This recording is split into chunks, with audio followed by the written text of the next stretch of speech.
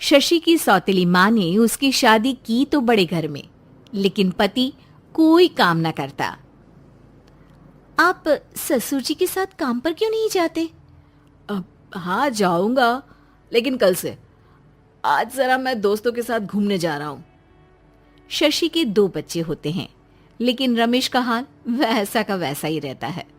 एक दिन, सुनिए ना, बच्चा रो रहा है, इसके दूध के लिए पैसे नहीं है। अरे तो पिताजी से ले लो ना। क्यों? अगर आप में कमाने की क्षमता नहीं थी तो शादी क्यों की? तभी घर आई बड़ी ननद बोल पड़ती है। आहा, तुम्हारी माँ को साफ साफ कह दिया था कि लड़का ना कमाता है ना कभी कमाएगा। हम 4 बहनें हैं इसका ख्याल रखने के लिए, और पिताजी का इतना सारा पैसा, तुम्हें किस चीज की कमी रखी है? लेकिन थोड़े ही सालों में तकदीर बदल जाती है। शशि का ससुराल गरीब हो जाता है। सब बिकने के बाद शशि अपने पति, बच्चे और सास के साथ किराए के मकान में आ जाती है। मैं कोई नौकरी करना चाहती हूँ दीदी। अरे इतने बड़े घर की बहू थी शशि, तुम नौकरी करोगी? नहीं नहीं नहीं नहीं। नहीं करूंगी तो घर कैसे चलेगा? बच्चों को भी तो पालना है ना। तभी शशि का भाई आ जाता है। शशि, ये ले राशन का सामान, किसी भी तरह की कोई भी जरूरत हो तो बताना। भाई, अब मैं नौकरी करूंगी। देख बहन, वैसे तो मैं तेरे साथ हूं, लेकिन हाँ, मैं ये भी चाहता हूं कि तू अपने पैरों पर खड़ी हो जा। शशि को एक प्ले स्कूल में छोटे बच्चों को संभालने की नौकरी मिल जाती है। एक दिन, शशि, मेरे स्कूल को अब तुम संभाल लो, मैं कुछ दिनों के लिए अपने बेटे के पास जा रही हूँ। लेकिन प्ले स्कूल अकेले मैंने कभी नहीं संभाला है। अब ये सब मैं नहीं जानती। इतने महीनों में तूने जो देखा, बस पूरे आत्मविश्वास के साथ उसे करना। शशि नीलम के जाने के बाद पूरे 1 महीने उसका स्कूल अकेले संभालती है, और फिर एक दिन आता है जब वो अपना खुद का स्कूल भी खोल लेती है। वाह शशि, तुमने आज मेरा सर गर्व से ऊंचा कर दिया। तुम्हारा यही आत्मविश्वास तुम्हें बहुत आगे ले जाएगा। नीलम, बहुत आगे जाने की चाह नहीं है, बस ये छोटा सा स्कूल मेरे बच्चों की अच्छी शिक्षा में मेरी मदद करे, यही मैं चाहती हूँ। शशि थोड़े थोड़े पैसों से ही अपना परिवार पाल रही थी। एक दिन उसके घर उसकी बड़ी ननद आती है। अरे भाभी, घर में कूलर तो लगा लेती, मेरी माँ को कैसे पंखे में लिटा रखा है। अरे तो शशि कौन सा एसी लगा कर सो रही है? वो भी तो यहीं रहती है ना मेरे पास। ज्यादा यहाँ आकर मेरी बहू को परेशान न किया करो। हाँ, मुझे भी शौक नहीं है इस छोटे से घर में आने का।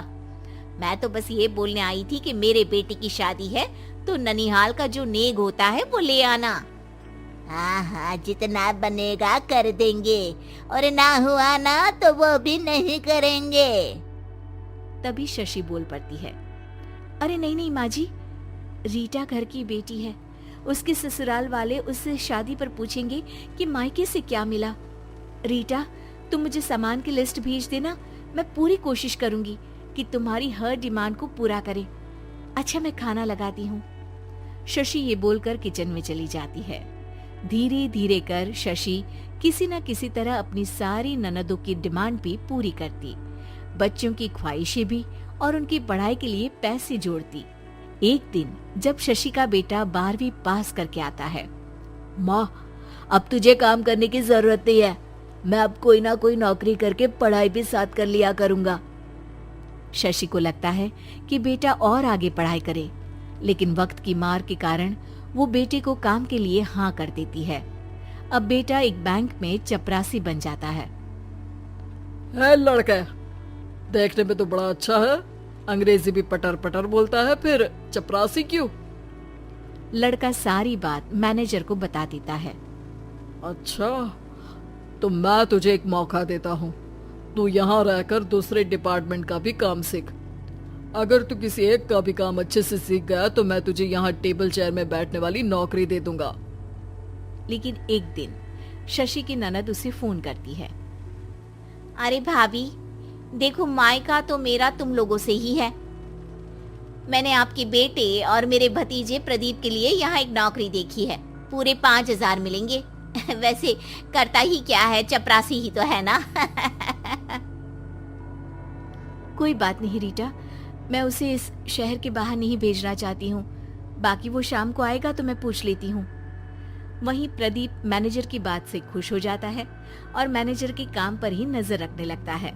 वो उनकी तरह के पेपर पढ़ता, काम करता और आने वाले लोगों की बातें सुनता। एक दिन बैंक में ऑडिट वाले आते हैं। ये गलत है, पूरी बैलेंस शीट नहीं मिल रही है, कहीं ना कहीं गड़बड़ है। ए मैनेजर, क्या करते हो? बैंक के पैसों का हिसाब सही नहीं है। मैनेजर के पसीने छूट जाते हैं। तभी प्रदीप वहां जाता है। अब क्या मैं ये बैलेंस शीट देख सकता हूँ? अरे बेटा मजाक नहीं, जाओ पानी लेकर आओ 1 गिलास। प्रदीप मैनेजर को पानी लाकर देता है और फिर ऑडिटर से कहता है, देखिए सर, मैं आपको बता सकता हूँ कि कैसे बैलेंस शीट को आप लोग गलत तरीके से जोड़ रहे हैं। ऐसा बोलकर प्रदीप एक एक कर सारे डाउट क्लियर कर देता है। अरे हाँ, ये तो पॉइंट हमने देखे ही नहीं थे। गुड, कौन है ये बच्चा? तभी मैनेजर बोल पड़ता है, अब हमारे यहाँ अकाउंट में नया आया है।